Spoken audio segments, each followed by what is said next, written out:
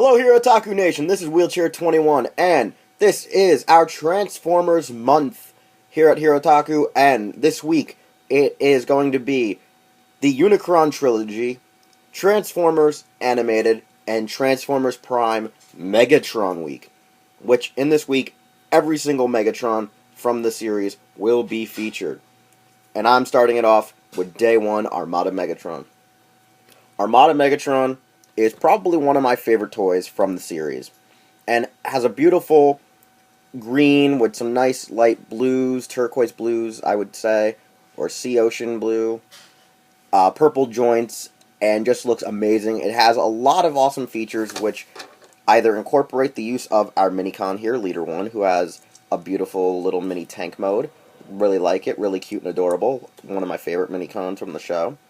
Too bad it wasn't featured as much. Anyways, the minicon ports are all over the body, and it also has some hidden features, such as a missile bay, which is pretty cool. Actually has 3, which give you 3 more additional minicon ports. That's an interesting feature that was put into the toy.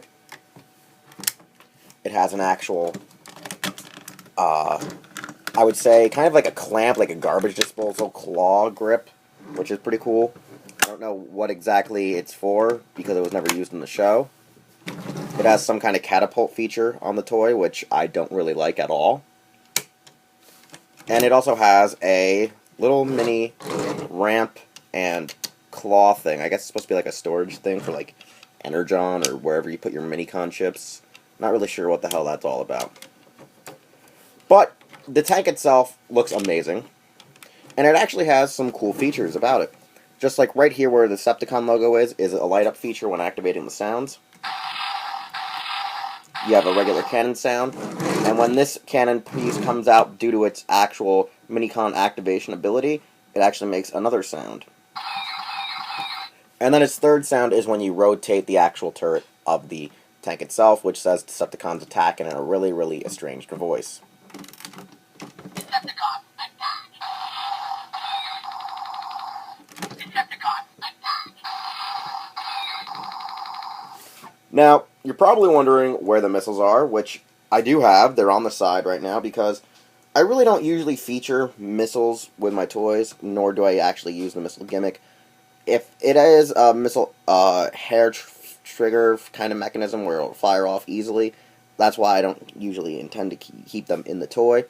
But if it's something that is partial or necessary for their robot or vehicle form, like these 2 missiles, if I grab the right ones, go into the back missile launcher here and stay there, actually, the entire time it's in vehicle and or robot form, which I will do now. The actual firing mechanism is busted at the moment. Only one works. One gets lodged in there. I don't know why it does that, but I think it's just because of how old the toy itself is. But it's nice in general. The transformation for the figure and for Leader 1 is pretty basic. Leader 1 being the most basic of them all, because he can actually flip his legs back and his cannons back, and you already have Leader 1 in robot form, which his minicon port here, or the part in his abdomen, is actually a laser cannon in the show. Pretty awesome, pretty cool. And I heard he was made to be an homage to a GoBots character, especially with the name itself in general.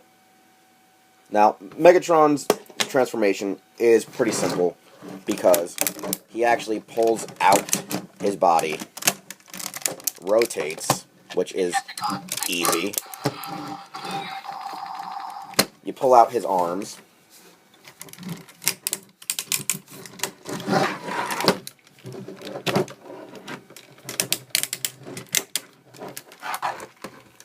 once his legs are rotated, pull out the feet.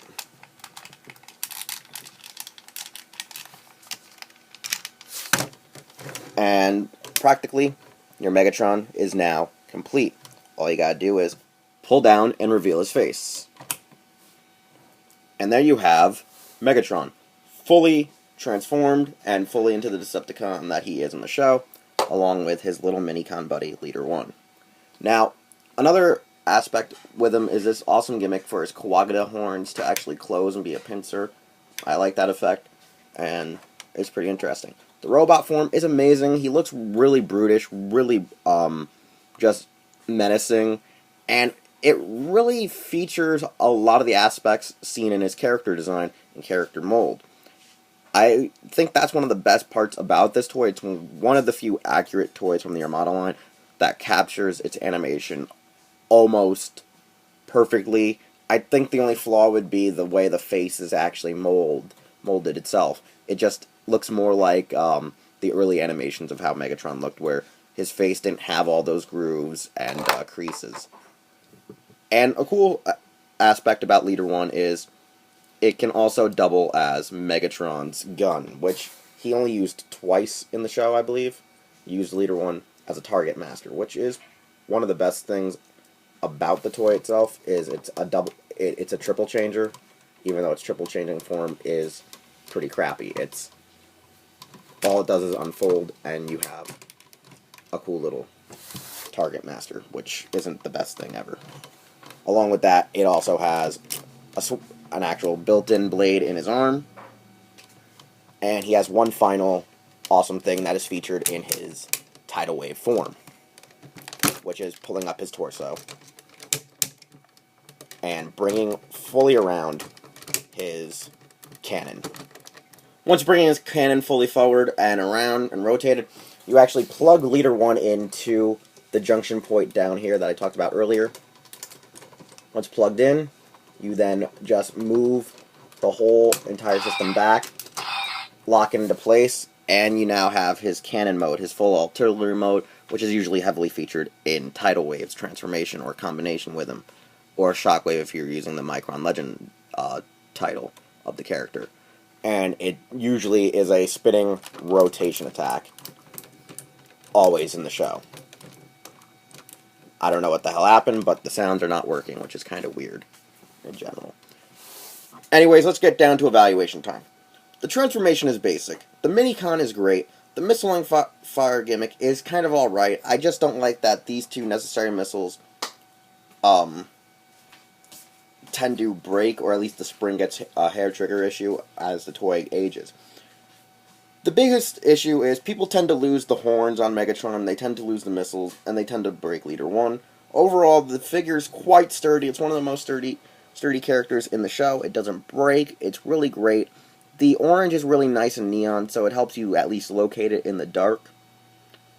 I feel like it's one of the more affordable figures made during the Armada toy line, and it was easy to obtain for most people because it was reissued and repainted as Galvatron, which is a thing that went on throughout the Unicron trilogy as an homage to the original Megatron itself.